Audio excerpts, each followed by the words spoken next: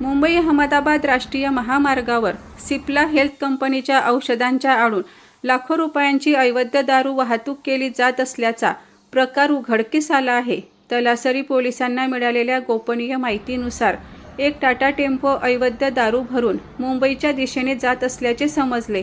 सदर टेम्पो हिमाचल पंजाब ढाबा तलासरी परिसरात रस्त्याच्या कडेला उभा असल्याची माहिती मिळताच तलासरी पोलिसांचे पथक तात्काळ घटनास्थळी दाखल झाले। क्रमांकाचा टेम्पो ताब्यात घेऊन चालकाची चौकशी केली।